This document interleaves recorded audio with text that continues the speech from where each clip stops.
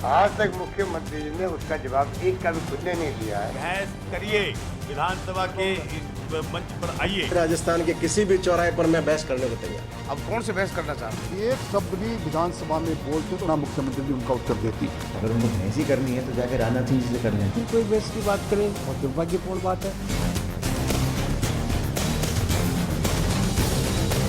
अगर बात बात पर बहस होती है तो क्या कांग्रेस बीजेपी की इस बहस से विकास संभव है? सवाल था और जवाब मिला। 32% लोगों ने माना कि बहस के जरिए विकास संभव है, लेकिन बाकी नहीं मानते ऐसा। 68% लोग। मैं ओम सैनी जी आपका रुख करना चाहता हूँ। आखिरी दौर में वक्त कम बचा है, इसलिए इस हालात को बेहतर कैसे बनाया जा सकता है? क्या इस पूरी तस्वीर को, इस खाके को विधानसभा में लेकर जाना चाहिए, चाहे पक्ष हो चाहे विपक्ष हो? जिम्मेदारी तभी ही पूरी होगी। निश्चित रूप से अश्विनी, मैं तो एक बात कहना चाहता हूं कि सरकार में जो होता है, उन जो सत्ता में होते हैं उनको विनम्रतापूर्वक प्रतिपक्ष के साथ में और जनता के साथ में संवाद करना चाहिए, सुनना चाहिए, और अगर आलोचना तीखी लगे, बुरी लगे तो भी अपने स्वर को ऊंचा नहीं करना चाहिए।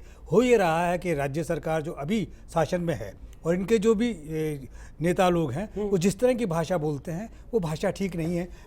निश्चित रूप से इनकी नीयत पे शक नहीं किया जा सकता। अच्छा शासन देना चाहते हैं, सब कुछ जनता के लिए अच्छा करना चाहते हैं, लेकिन इनकी भाषा सुराज का जुड़ा हुआ। हाँ, सुराज जी। कमल टांक साहब, आपको क्या लगता है क्या करना चाहिए इस स्थिति में? हम तो बहुत लंबे समय से इनसे जवाबदेही कानून की मांग कर रहे हैं, और जो इनका कहीं ना कहीं एक वादा भी था कि हम गुड गवर्नेंस एक्ट लेके आएंगे, वो उसका हिस्सा था। ये जवाबदेही कानून तो नहीं लाए, उल्टा हमारी पिटाई इन्होंने जरूर कर दी कानून मांगने गए तो।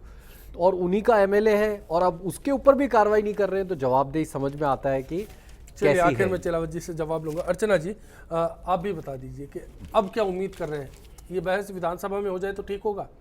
देखिए अश्विनी जी, हमारा कोई उद्देश्य ऐसा नहीं कि सड़कों पर चौराहों पर बहस और एक दूसरे पर टिक्का टिप्पणी की जाए, लेकिन हम सिर्फ इतना चाहते हैं कि जो हमारी लोकतंत्र की मूल भावना है ना कि डिसेंट हो, उसकी स्वीकार्यता हो, डिफरेंसेस हैं उसका रिजॉल्व करने की क्षमता होनी चाहिए, चाहे दोनों ही विपक्ष हो या पक्ष हो, और डिस्कशन हो, डिबेट हो, ये तो हमारे मूल तत्व हैं डेमोक्रेसी के, तो इनको तो जीवित रखना पड़ेगा। और आपका प्रश्न था कि क्या डिबेट के माध्यम से विकास संभव है? विकास तो संभव नहीं है, लेकिन सत्ता में बैठे लोगों को आईना दिखाया जा सकता है, उनकी कमियों की ओर इशारा किया जा सकता है, उन्हें इंगित करते हुए उनकी जवाबदेही सुनिश्चित की जा सकती है। तो इसके माध्यम से अकाउंटेबिलिटी आती है गवर्नमेंट में। लेकिन अगर गवर्नमेंट इस चीज़ से भागना चाहती है, लचर उसके लिए बहाने बनाए जाते हैं, तो फिर जनता समझती है, क्योंकि जो जनता सत्ता में बिठाती है उसे भी पता है ना कि उससे कैसे जवाबदेही सुनिश्चित करें। यदि आप ट्रांसपेरेंसी नहीं रखेंगे, आप संवाद स्थापित करके नहीं रखेंगे जनता की और सत्ता की पूरी कवायद संवाद स्थापित करने की। मेरे पास आखिरी के 40-50 सेकंड बचे हैं जी। आपके सारे सवाल हैं, चलो जिससे जवाब लेना चाहूंगा मैं। नकारा नहीं जा सकता।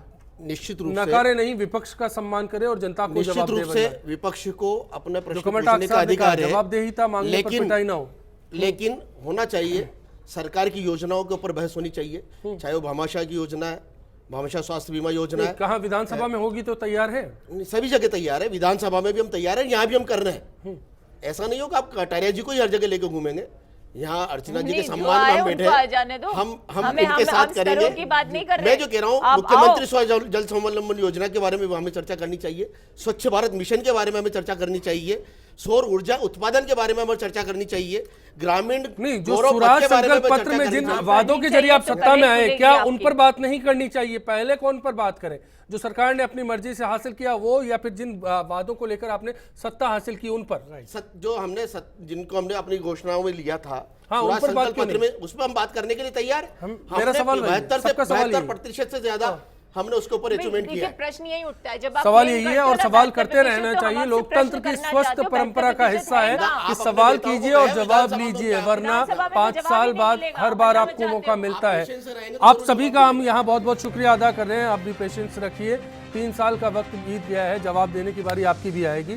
फिलहाल के लिए आज इतना ही। सभी मेहमानों का शुक्रिया अदा करते हुए आप सभी से उम्मीद के साथ विदा लेते हैं कि आने वाला कल सबके लिए आज से बेहतर साबित हो।